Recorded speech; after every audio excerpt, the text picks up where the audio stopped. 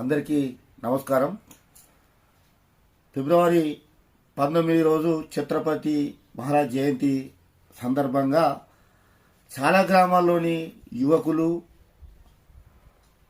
వాళ్ళ ఆరాధ్య దైవంగా భావించేటువంటి క్షత్రియులు ఈరోజు అందరూ కూడా వాళ్ళు ఒక సంబరంగా పండుగ నిర్వహించుకునేటువంటి జయంతి ఉత్సవాలు నిర్వహించుకునేటువంటి రేపటి రోజున ఎన్నో పండుగలు జరుగుతూ ఉంటాయి. ఎన్నో విశిష్టమైనటువంటి కార్యక్రమాలు జరుగుతున్న పరిస్థితుల్లో చేయనటువంటి ఆంక్షలు ఈరోజు ఛత్రపతి శివాజీ జయంతికి ఎందుకు ఈ ప్రభుత్వ అధికారులు ఇలా రకరకాల ఆంక్షలు పెట్టి అవి నిర్వహించకూడదు, ఇది ఛత్రపతి శివాజీ అనగానే బీజేపీకి రుద్ది ఒక మతపరమైనటువంటి వ్యక్తిగా ఆయన చిత్రీకరించే ప్రయత్నం ఎందుకు చేస్తున్నారని చెప్పని నేను ఈ సందర్భంగా ప్రభుత్వ అధికారులు అడుగుతా ఉన్నాను.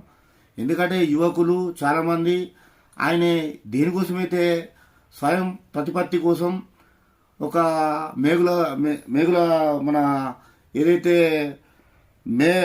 మేఘలుడు మరియు ఆదిల్ షాహీల విదేశీ ఆధిపత్యాన్ని కొలగొట్టి స్వయం ప్రతిపత్తిగా మనం పాలన సాగించుకోవాలని చెప్పని పోరాడిన యోధుడే ఛత్రపతి శివాజీ గారు. అలాగే ఆయనే హిందూ రాజ్య స్థాపన కోసం, హిందూ మతం కోసం, స్త్రీల రక్షణ, రైతుల ప్రజల సంక్షేమం కోసం పటిష్టమైనటువంటి న్యాయపరమైన పరిపాలన అందించినటువంటి యోధుడు మన ఛత్రపతి శివాజీ గారు. అలాంటి ఛత్రపతి శివాజీ జయంతి ఉత్సవాలు ఇలా ఊరూరా జరుపుకోవడానికి మా కోయడ మండలంలో సిద్ధమవుతూ ఉంటే అడుగడుగున అడ్డంకులు ప్రభుత్వ అధికారులు సృష్టిస్తూ ఉన్నారు. కొందరు విగ్రహాలు ఏర్పాటు చేసుకొని ఆ విగ్రహాలను ప్రారంభోత్సవం చేసుకుంటామంటే పర్మిషన్లు ఉన్నాయని చెప్పని వేధించేటువంటి పరిస్థితి ఈరోజు ఈ మండలంలో దాపరించింది. మరి మంత్రి గారు, నేను రాష్ట్ర మంత్రి గారిని ఒకటే విజ్ఞప్తి చేస్తా ఉన్నాను. ఈరోజు అన్ని గ్రామాలలో చాలా విగ్రహాలు నెలకొల్పారు, చాలా మహనీయుల విగ్రహాలను నెలకొల్పారు. ఆ విగ్రహాల ప్రారంభోత్సవాల సందర్భంగా ఈ విధంగానే ఆంక్షలు పెట్టి వాళ్ళని ఇబ్బంది చేసిరా? ఎక్కడైనా పర్మిషన్ ఉన్న విగ్రహాలు మన కోడ మండలంలో ఉన్నాయా? కలెక్టర్ అనుమతులతోనే అన్ని రోడ్ల మీద విగ్రహాలు పెట్టిరా?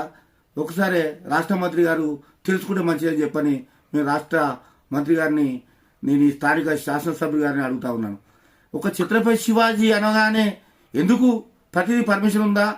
ప్రారంభోత్సవం చేసుకుంటామంటేనే చాలు పర్మిషన్ ఉందా అని ఇలా పోలీసు ఉన్నతాధికారులతో, ప్రభుత్వ అధికారులతో, రెవెన్యూ శాఖతో అందరితో ఇలా ఇబ్బందులు గురి చేస్తున్నటువంటి పరిస్థితి కోడా మండలంలో ఎందుకు వచ్చింది?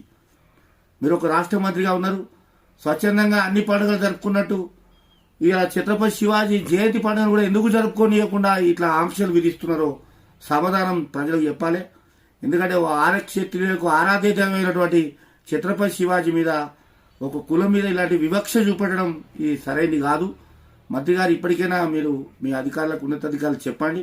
శాంతియుత వాతావరణంలో, ఒక మంచి వాతావరణంలో, ఒక క్రమశిక్షణ పద్ధతితో ఈరోజు కొన్ని ఆయన ఆరాధ్య దైవంగా భావించేటువంటి వారు విగ్రహాలు ఏర్పాటు చేసుకుంటారు. విగ్రహాలకు భూమి పూజ కార్యక్రమాలు రేపు చేసుకుంటారు. కొంతమంది ర్యాలీలు చేసుకుంటారు. కొంతమంది ఆయనని హిందూ సమాజం చాలా గొప్పగా పొగిడి ఆయన ముందుకు తీసుకుపోవడానికి ఎంతోమంది యువకులు ముందుకు వస్తూ ఉంటే ఎందుకు ఈ ఆంక్షలు పెడుతున్నారని చెప్పని నేను ఈ సందర్భంగా వాళ్ళని ప్రశ్నిస్తూ, ఇప్పటికైనా మీరు ఈ అడ్డంకులు అనేది పెడితే మంచి పద్ధతి కాదు.